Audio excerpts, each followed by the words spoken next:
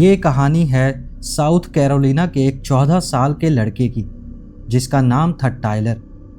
ये बात है साल 2017 की और तब टायलर एक सेमी प्राइवेट स्कूल में जूनियर क्लास में पढ़ता था। वो अक्टूबर का आखिरी हफ्ता था और टायलर स्कूल से थक हार के अपने घर लौटा था। जब अपना होमवर्क वगैरह करके वो थोड़ा फ्री हुआ तो उसने सोचा कि गेम खेल लेता हूँ। उसने अपना PS4 ऑन किया और अपने कुछ ऑनलाइन दोस्तों के साथ कॉल ऑफ ड्यूटी खेलने लगा।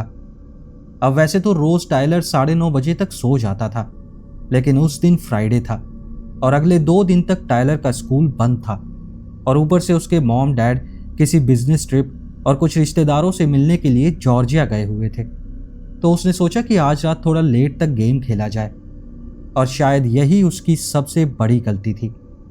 गेम खेलते खेलते घंटों बीत गए। 9:30 बज गए, फिर 10, फिर 11 और फिर 12। आप समझ सकते हैं। उसकी आंखें भारी होने लगी थी, उसकी आंखों में नींद भरने लगी थी। एक तो इतनी देर से गेम खेल रहा था, ऊपर से उसने कॉन्टैक्ट लेंस भी पहने हुए थे। तभी उसने घड़ी की तरफ देखा। रात के 1:20 हो रहे थे। अब उस वक्त वो एक मैच के बीच में था, तो उसने सोचा कि ये मैच ख़त्म कर लेता हूँ और उसके बाद सोने चला जाऊँगा। लेकिन अभी वो ये सोच ही रहा था कि तभी एक बहुत गंदी सड़ी सी बदबू उसकी नाक में आई, इतनी भयानक कि उसका शरीर एकदम तन गया और उसे ऐसा लगने लगा जैसे उसे उल्टी आने वाली है। अब इस पॉइंट पर वो कंफ्यूज हो गया था कि इतनी गंदी बदबू आ कहाँ से रही है, लेकिन वो गेम खेलने में इतना मशगूल था कि उसने एक बार भी ये नहीं सोचा कि मैं एक बार देख लूँ कि ये बदबू आ कहाँ से रही है, बल्कि वो ये सोचने लगा कि इतनी बदबू में नींद तो आएगी नहीं, तो इतने और गेम खेल लेता हूँ, क्या पता थोड़ी देर बाद ये बदबू गायब हो जाए। लेकिन ऐसा नहीं हुआ। हर मिनट वो बदबू और तेज हो गई, ऐसा लगा जैसे और पास आती जा रही है। लेकिन टायलर उस बदबू को नज़रअंदाज करने की कोशिश करता रहा और अपना गेम खेलता रहा। अब जब वो गेम खेल रहा था तो उसने नॉइज़ कैंसिलेशन हेडसेट लगाए हुए थे, जिनसे बाहर की नॉइज़ या साउंड सुनाई ही नहीं देती, लेकिन फिर भी उसे अपने पीछे से किसी के कदमों की आवाज़ सुनाई दी। वो आवाज़ सुनते ही टायलर बहुत ज़्यादा डर गया, और डरे भी क्यों नहीं, पूरे घर में कोई नहीं था और फिर भी किसी के कदमों की आवाज़ आ रही थी। जैसे ही टायलर पीछे मुड़कर देखने वाला था, उसे याद आया कि उसने गेम में 3D साउंड ऑन कर रखा है। अब घर में तो कोई भी नहीं है, तो ऑब्वियसली ये आवाज़ गेम में से आ रही होगी, और वो फिर से इस बात को इग्नोर करके गेम खेलने में लगा रहा। लेकिन थोड़ी देर बाद उसे एक टैपिंग की आवाज़ सुनाई दी, जैसे कोई किसी नुकीली चीज़ से किसी कांच पर बार बार टैप कर रहा हो। अब ये आवाज़ सुनकर टायलर को कुछ गड़बड़ लगी। उसने सोचा कि कॉल ऑफ ड्यूटी जैसे गेम से गोलियों की आवाज़, कदमों की आवाज़ तो समझ आती है, लेकिन ये टैप करने की आवाज़ का तो कोई मतलब ही नहीं बनता। तो उसने सोचा कि हेडसेट उतार कर देखता हूँ कि ये आवाज़ गेम में से आ रही है या उसके रूम में से। उसने हेडसेट उतारा और उसे कोई आवाज़ नहीं आई। उसने बहुत ध्यान से सुनने की कोशिश की, लेकिन कोई भी आवाज़ नहीं थी। अब इस पॉइंट पर उसे पूरा यकीन हो गया था कि आवाज़ गेम में से ही आ रही है। लेकिन जैसे ही वो अपना हेडसेट फिर से लगाने वाला था, उसे वो आवाज़ फिर से सुनाई दी, और इस बार उस आवाज़ को सुनकर टायलर के रोंगटे खड़े हो गए, क्योंकि वो आवाज़ कहीं दूर से नहीं बल्कि उसके पास से ही आ रही थी। और इस वक्त वो जो बदबू थी वो और भी तेज़ और भयानक हो गई थी। उसने फिर भी थोड़ा हिम्मत करके सुनने की कोशिश की, तो उसे समझ आया कि वो आवाज़ उसके रूम की खिड़की के बाहर से आ रही है।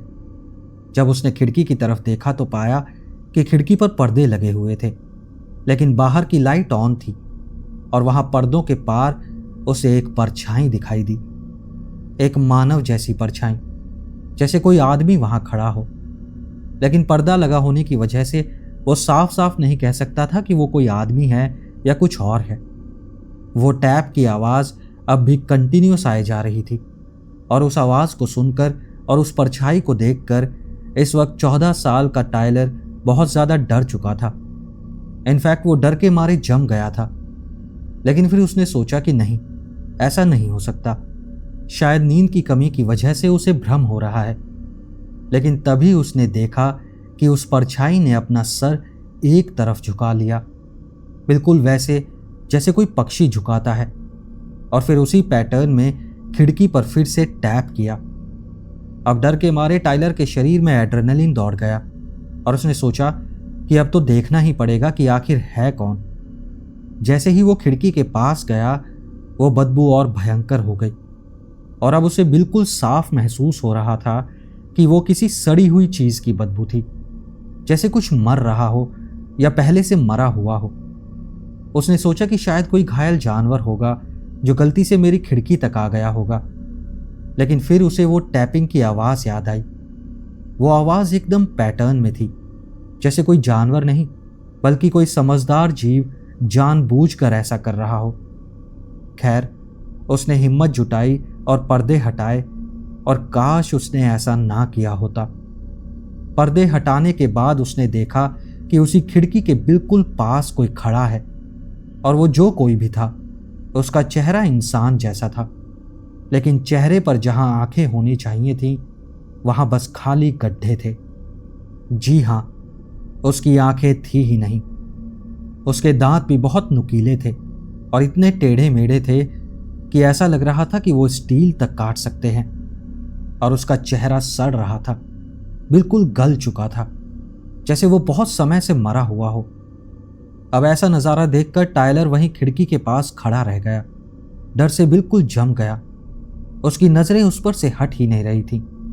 उसे यह भी समझ नहीं आ रहा था कि वो जो कोई भी है वो उसे देख भी रहा है या नहीं, क्योंकि उसकी आंखों की जगह बस खाली बेजान गड्ढे थे।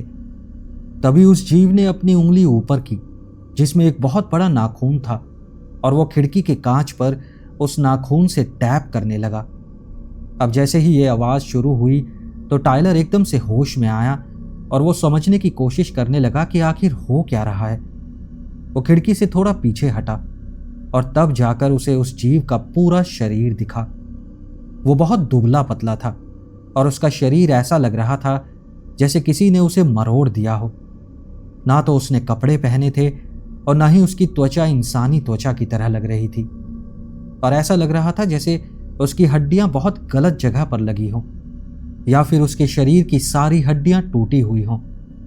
जब टायलर को उसका पूरा वजूद समझ में आया तो वो डर के मारे चिल्लाने लगा, और उसकी चीख सुनकर वो जीव एक झटके में चारों पैरों पर गिरा और फिर जंगल की तरफ इतनी तेजी से भागा जितना तेज कोई इंसान 2 पैरों पर भी नहीं भाग सकता। और वो भागते हुए भी बहुत अजीब लग रहा था, जैसे किसी जानवर की रीढ़ की हड्डी टूटी हुई हो और वो तब भी भागने की कोशिश कर रहा हो। ये सब मंजर देखकर टायलर को उस रात नींद नहीं आई, बल्कि कई रातों तक वो ठीक से सो भी नहीं पाया। लेकिन एक दिन उसकी क्लास में कुछ बच्चे बैठकर नेटिव अमेरिकन क्रिप्टिड्स की बातें कर रहे थे। उन बातों में उसने स्किन वॉकर के बारे में सुना। उन कहानियों में स्किन वॉकर का जो भी डिस्क्रिप्शन टायलर ने सुना वो बिल्कुल उस रात वाले जीव से मेल खा रहा था। लेकिन एक बात उसे समझ नहीं आ रही थी। कहते हैं स्किन वॉकर उन चीज़ों का रूप ले लेते हैं जिन्हें वो मारते हैं। तो उस रात स्किन वॉकर ने किसका रूप लिया था? उसने किसे मारा था? या उसने किसी मरे हुए इंसान का ही रूप धारण कर लिया था? आप लोगों को क्या लगता है? कमेंट्स में ज़रूर बताना।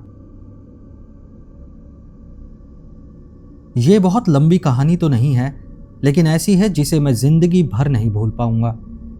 मैं मिसूरी में रहता हूं, एक बड़ी झील के पास जो घने जंगलों से घिरी हुई है।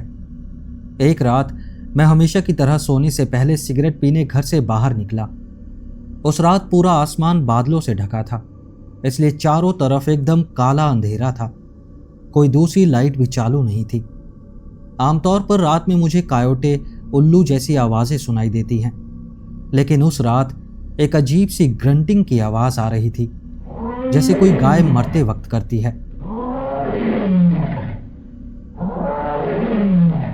शुरू में मैंने ज़्यादा ध्यान नहीं दिया, बस सिगरेट पीते हुए बरामदे से सुनता रहा। लेकिन वो आवाज़ धीरे धीरे मेरे और पास आती जा रही थी। मैं घर के अंदर भागा और अपने पापा को बाहर बुलाया, क्योंकि उन्हें आमतौर पर पता रहता था कि ऐसी आवाज़ें किस चीज़ की हो सकती हैं। वो खुद पैरानॉर्मल चीज़ों में काफ़ी दिलचस्पी रखते हैं। हम दोनों बाहर खड़े होकर ध्यान से सुनने लगे। वो ग्रंटिंग की आवाज़ अब साफ साफ सुनाई दे रही थी। हर मिनट के साथ वो और करीब आ रही थी। ऐसा लग रहा था जैसे कोई बहुत बड़ा जानवर जंगल के बीच दौड़ रहा हो, क्योंकि हमें टहनियां टूटने और शाखाएं हिलने की आवाज़ साफ सुनाई दे रही थी। अब हम दोनों को डर लगने लगा था।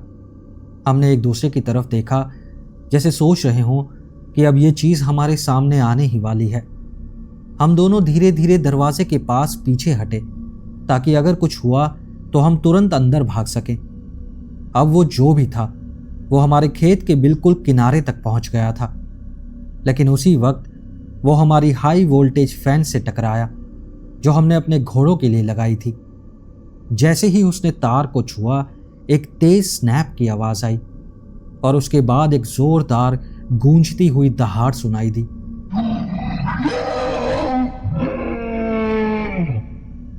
वो दहाड़ इतनी भयानक थी कि उसे सुनते ही हम दोनों के रोंगटे खड़े हो गए और फिर वो चीज उल्टी दिशा में भागने लगी।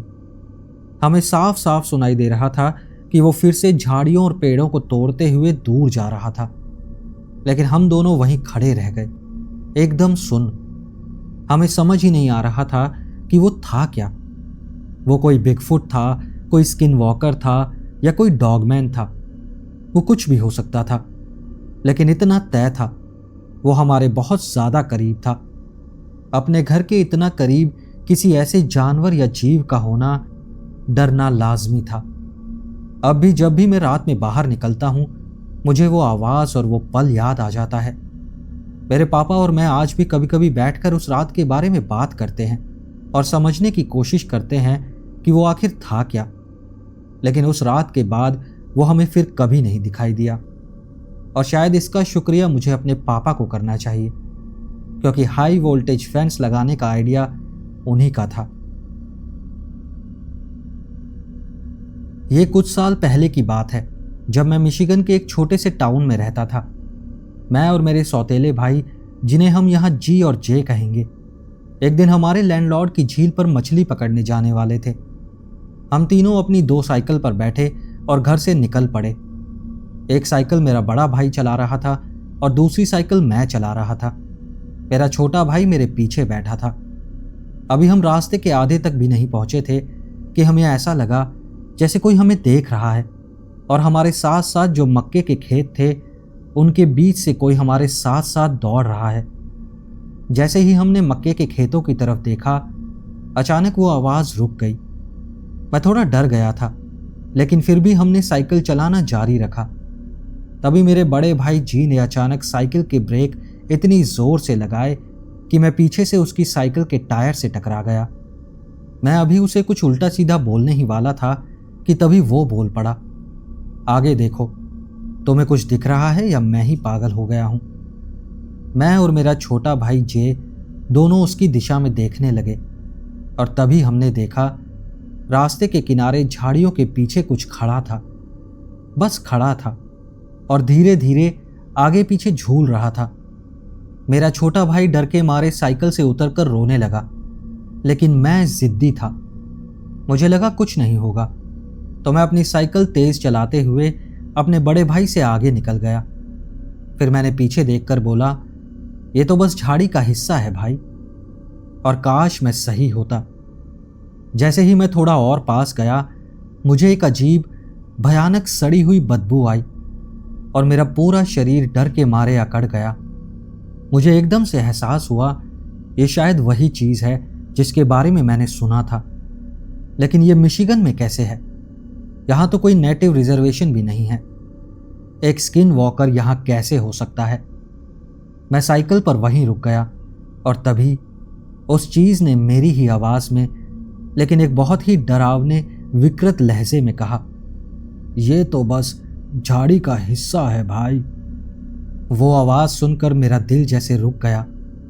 मैंने साइकिल छोड़ दी। मेरे बड़े भाई ने भी अपनी साइकिल वहीं छोड़ दी, और हम तीनों जितना तेज दौड़ सकते थे घर की तरफ दौड़ने लगे। पीछे से हमें मक्के के खेत में कुछ दौड़ता हुआ सुनाई दे रहा था।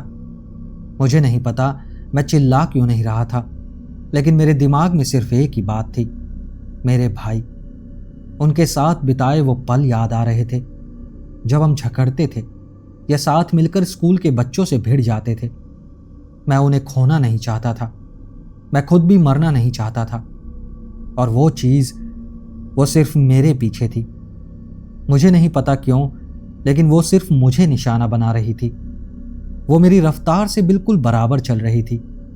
मैं धीमा होता तो वो भी धीमी हो जाती, मैं तेज़ दौड़ने लगता तो वो भी तेज़ दौड़ने लगती।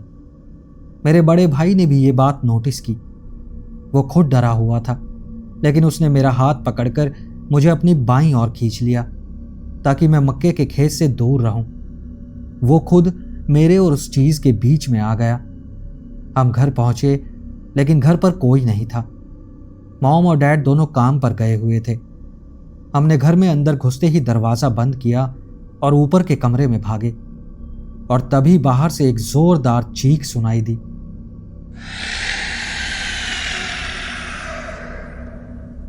वो चीख इतनी भयानक थी कि उसे सुनकर हम तीनों रोने लगे, और वो चीख मक्के के खेतों की तरफ से आई थी। मैंने अपने बड़े भाई को कसकर पकड़ लिया, वो भी कांप रहा था। वो किचन में जाकर एक चाकू लेकर आया और हमें अपने पास बिठाकर ऊपर के कमरे में तब तक रखा जब तक हमारे पेरेंट्स घर नहीं लौट आए। हमने किसी से कुछ नहीं कहा, किसी को कुछ नहीं बताया। कोई 3 बच्चों की बातों पर यकीन ही नहीं करता, और हम फिर कभी अपनी साइकिल लेने भी वापस नहीं गए। वो घटना, खासकर वो चीख, आज भी मुझे याद आती है तो मैं अंदर तक हिल जाता हूं। बचपन में मैं अपने घर के पीछे के जंगलों में अपने कुत्ते के साथ घूमने जाता था।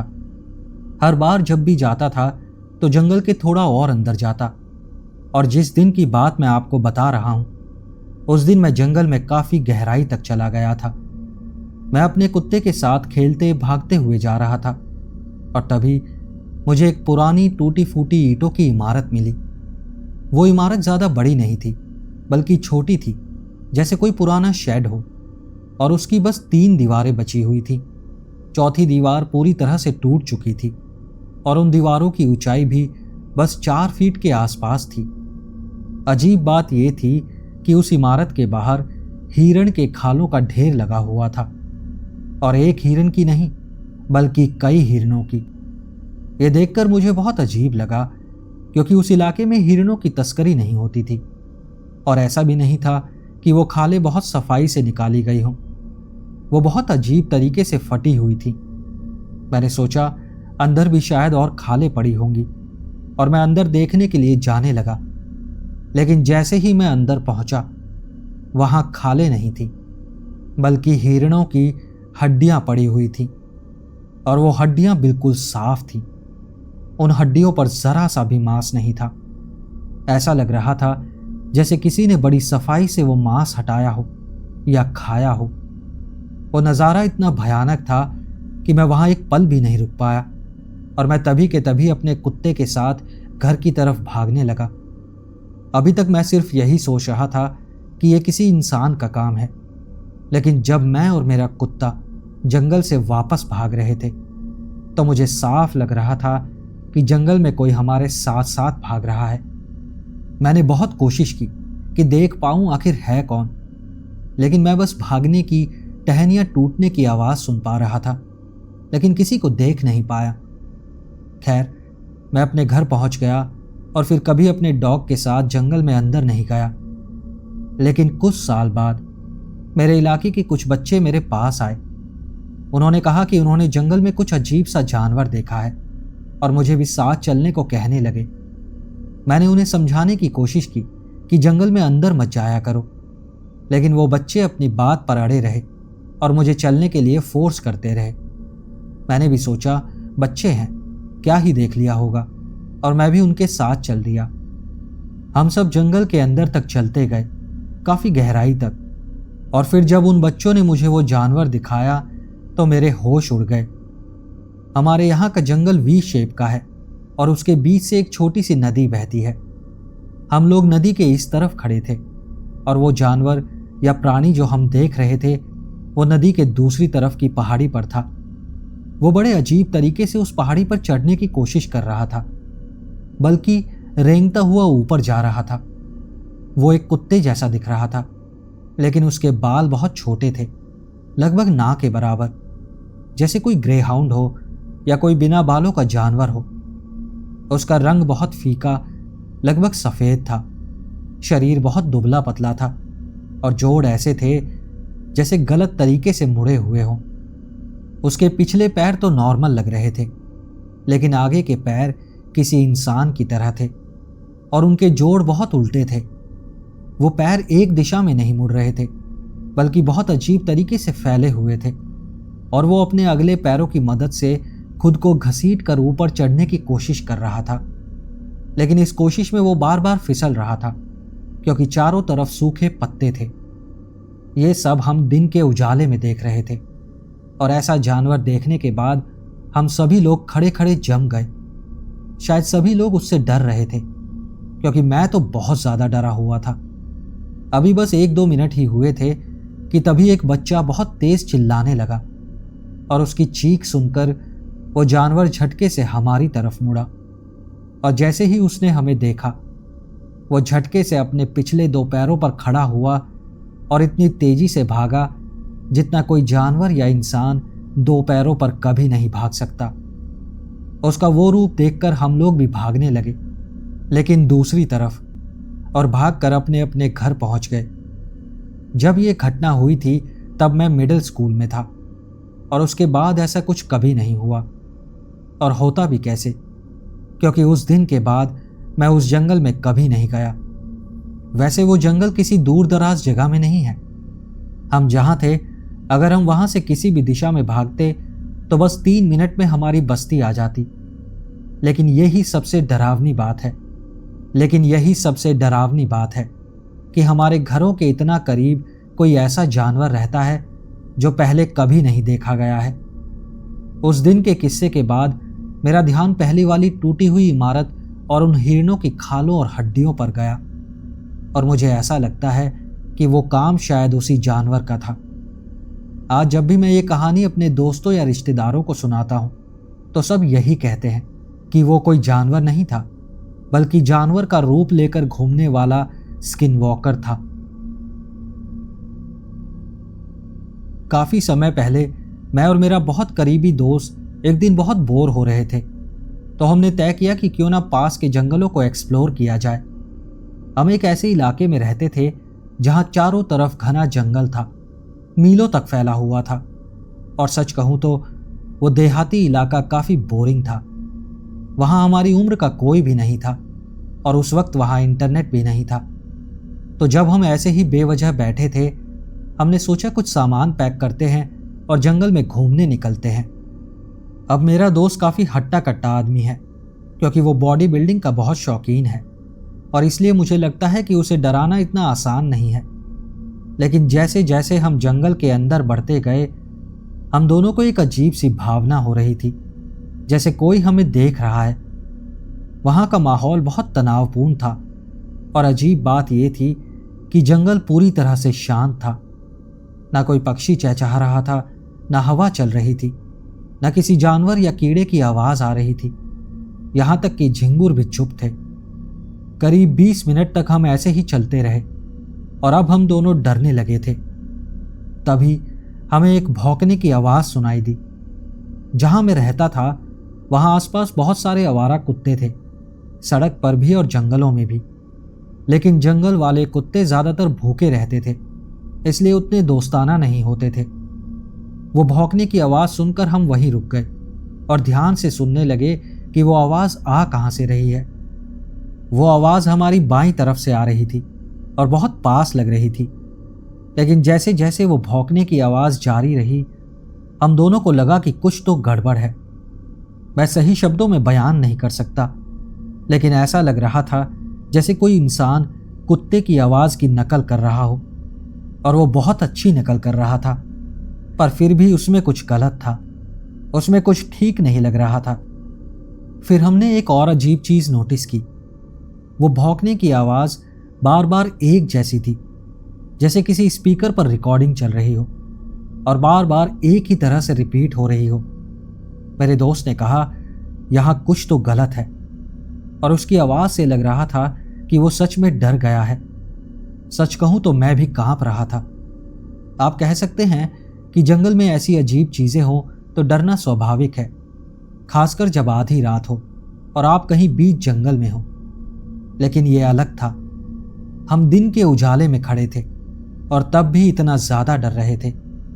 हमारे शरीर के हर रेशे को लग रहा था कि हमें वहां से तुरंत निकल जाना चाहिए। हम इतने डरे हुए थे कि हिल तक नहीं पा रहे थे। आखिरकार मैंने अपने दोस्त से कहा, यहां से अभी के अभी भागो, और थोड़ी झिझक के बाद वो भी मान गया। हम दोनों ऐसे भागे जैसे अपनी जान बचा रहे हों। जब हम अपने घर के पास पहुंच गए तो हम बहुत हाँफ रहे थे, लगभग गिरने वाले थे। तभी मेरे दोस्त ने कहा कि जब हम भाग रहे थे उसे पीछे पेड़ों की टहनियां टूटने की आवाज सुनाई दी थी। उसे ऐसा लग रहा था कि कोई हमारा पीछा कर रहा था।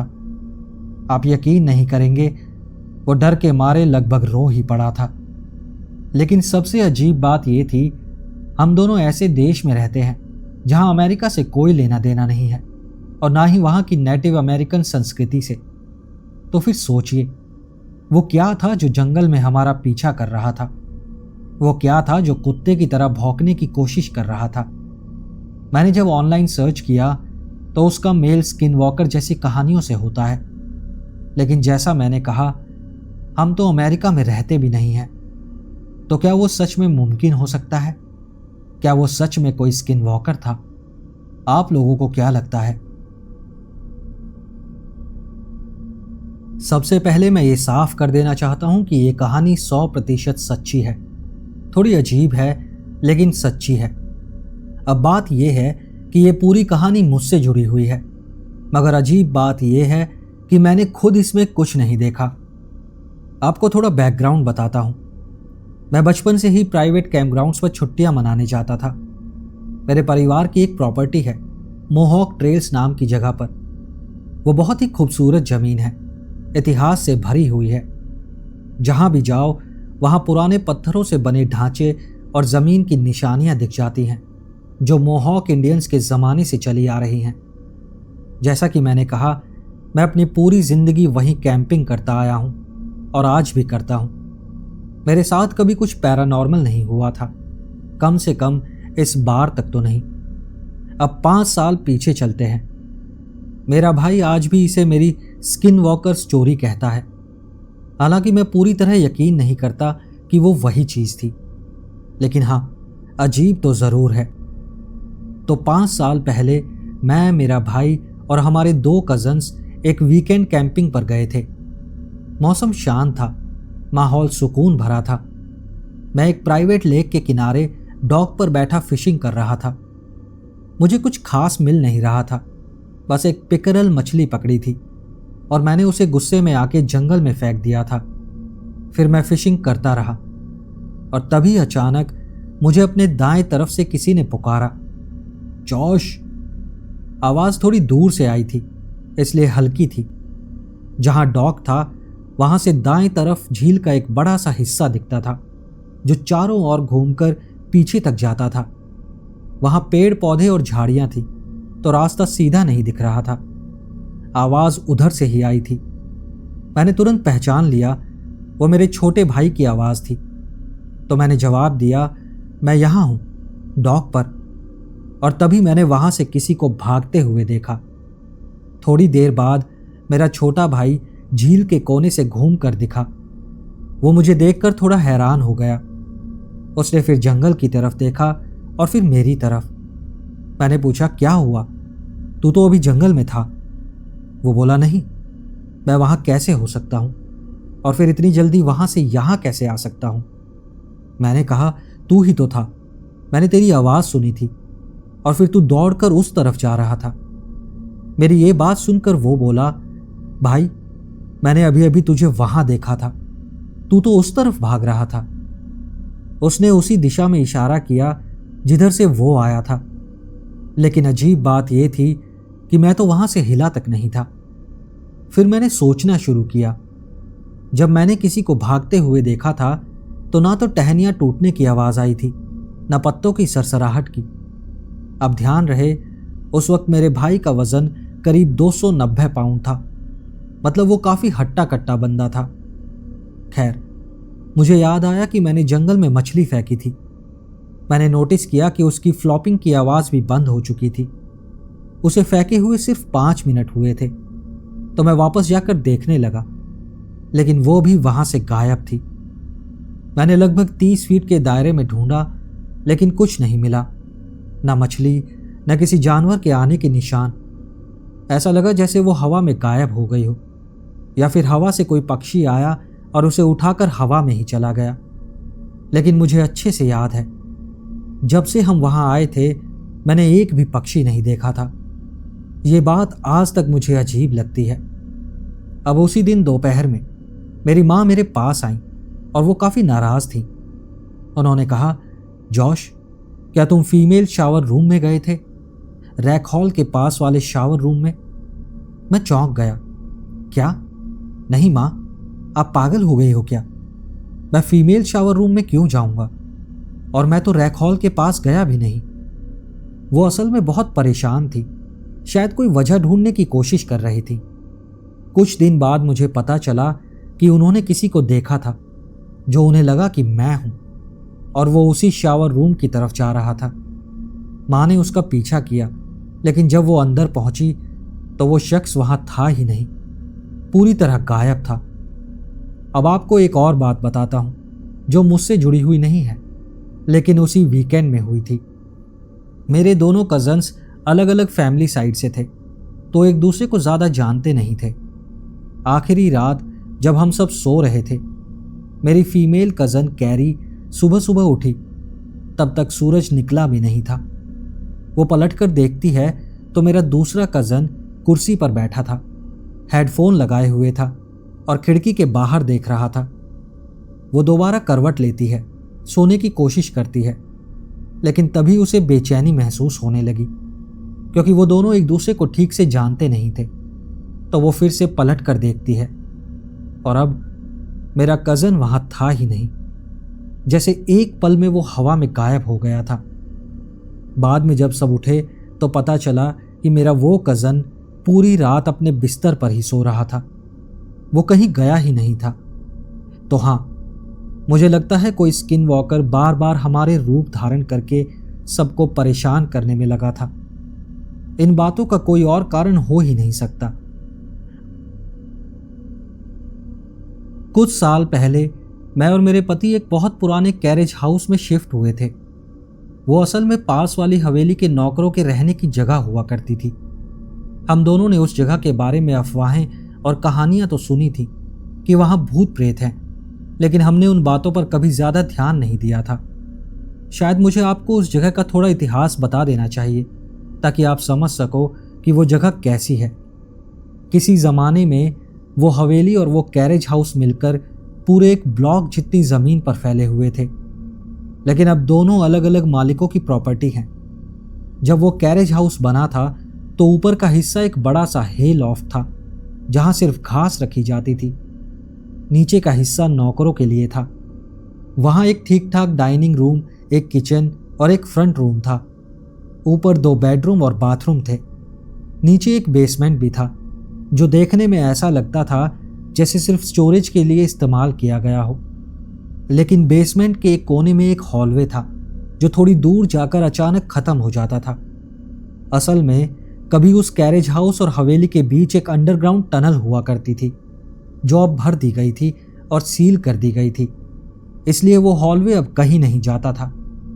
इन दोनों प्रॉपर्टीज के बीच क्या क्या हुआ उसके बारे में बहुत सी बातें कही जाती हैं, लेकिन मैं उनमें से किसी को भी पक्के तौर पर कंफर्म नहीं कर सकती।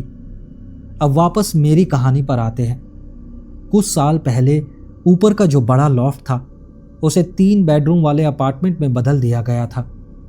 मैं और मेरे पति उस टॉप फ्लोर में रहने लगे और मेरा छोटा भाई, उसकी पत्नी और बच्चे नीचे के फ्लोर में शिफ्ट हो गए। शुरू में ये अरेंजमेंट परफेक्ट लग रहा था, कम से कम हमें तो ऐसा ही लगा था। पहले कुछ महीने सब कुछ बढ़िया चला।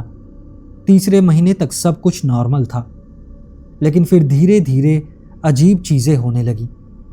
सबसे पहले छोटी मोटी चीज़ें घर से गायब होने लगी और फिर कुछ दिनों बाद उसी जगह पर वापस मिल जाती। थोड़े समय बाद हमें आवाज़ें सुनाई देने लगी, ऐसी आवाज़ें जो किसी इंसान की नहीं लगती थी। दरवाजे अपने आप खुलते बंद होते थे और ऊपर की अटारी से किसी के चलने की आहट सुनाई देती थी। एक रात मैं और मेरे पति बिस्तर पर लेटे टीवी देख रहे थे, तभी हमें ऊपर की अटारी में किसी के चलने की साफ आवाज़ सुनाई दी। मैंने तय किया कि जाकर देखती हूँ। मैं बिस्तर से उतरी, टॉर्च उठाई और हॉलवे से होते हुए अटारी की सीढ़ियों तक पहुंची। जैसे ही मैंने रस्सी खींचकर सीढ़ियां नीचे की, वो आवाज़ें तुरंत बंद हो गईं। मैं नीचे कुछ पल के लिए रुक गई, क्योंकि अटारी में जाने का सिर्फ वही एक रास्ता था और अब मुझे उन्हीं सीढ़ियों पर चढ़ना था। मेरी रीढ़ की हड्डी में ठंडी सिहरन दौड़ गई। फिर भी मैं धीरे धीरे चढ़ने लगी। अभी मैं बस सर और कंधे तक ऊपर पहुंची थी और मैंने टॉर्च की रोशनी में चारों ओर देखा, लेकिन वहां कुछ नहीं था। फिर मैंने अपना पूरा शरीर ऊपर चढ़ाया, लाइट बल्ब की तरफ गई और उसकी चैन खींची। सब कुछ अपनी जगह पर था और वहां कोई और नहीं था। मुझे थोड़ा सुकून मिला और लगा शायद मैं ज्यादा सोच रही थी, लेकिन तभी मेरी नज़र फर्श पर पड़ी और मेरे होश उड़ गए। फर्श पर धूल में पैरों के निशान थे, छोटे छोटे, जैसे किसी बच्चे के नंगे पांव के निशान हों। मैं अभी उन निशानों को देख ही रही थी कि मुझे अपने पीछे से एक हल्की सी हंसी सुनाई दी, बिल्कुल वहां से जहां हमने अपने सारे क्रिसमस के सजावट के सामान रखे थे। वो हंसी एक छोटी लड़की की थी, लगभग 5-6 साल की। और फिर एक आवाज आई, मुझे ढूंढो।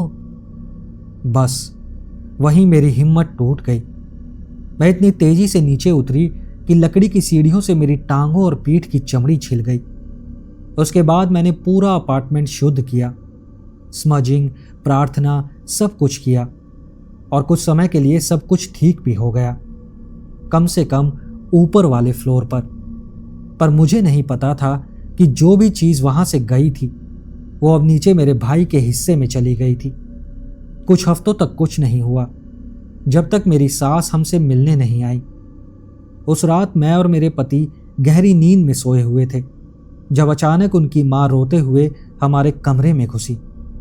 वो बहुत ज़्यादा घबराई हुई थी। वो बार बार कह रही थी, वहाँ एक छोटी लड़की है, लेकिन मैं उसे देख नहीं पा रही। मैंने उन्हें और डर से बचाने के लिए अपने अनुभव के बारे में कुछ नहीं बताया। मैंने बस कहा, शायद नीचे वाले फ्लोर पर बच्चों ने टीवी ज़्यादा तेज कर रखा होगा।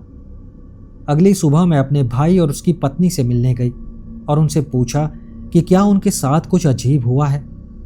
उन्होंने कहा कि हाँ, उनके 2 बच्चों ने भी एक छोटी लड़की को देखा है और उसकी आवाज़ सुनी है। मेरे भाई ने यह भी बताया कि बेसमेंट में एक बहुत ही भारी डरावनी सी मौजूदगी महसूस होती है, इसलिए वो लोग बेसमेंट में जाते ही नहीं। करीब 1 महीने बाद मेरे भाई और उसके परिवार ने वो घर छोड़ दिया। उनका कहना था कि अब बस बहुत हो गया। जब वो चले गए तो मैंने ऊपर से नीचे तक पूरा घर साफ किया। वो बात 4 साल पहले की है। तब से अब तक बस कुछ ही बार ऐसी चीज़ें महसूस हुई हैं, वो भी सिर्फ आवाज़ों के रूप में। कुछ खास दिखाई नहीं दिया। मुझे लगता है उस लड़की को हमारे साथ रहना अच्छा लगता है और अब मुझे भी उससे कोई खास परेशानी नहीं है। अगर आगे कुछ और होता है तो मैं यहाँ ज़रूर अपडेट करूँगी। दोस्तों, अगर आपको ये कहानियाँ अच्छी लगी हो तो आप इस वीडियो को लाइक ज़रूर करना और अगर हाइप का ऑप्शन दिख रहा हो तो हाइप भी करना। ऐसी ही और कहानियों की अपडेट्स आपको रेगुलरली मिलती रहें, उसके लिए इस चैनल को सब्सक्राइब कर लेना। और अगर आप इस चैनल को सपोर्ट करना चाहते हैं तो आप इस चैनल के मेंबर भी बन सकते हैं। तो चलिए मिलते हैं अगली वीडियो में ऐसी ही और कहानियों के साथ। नमस्कार।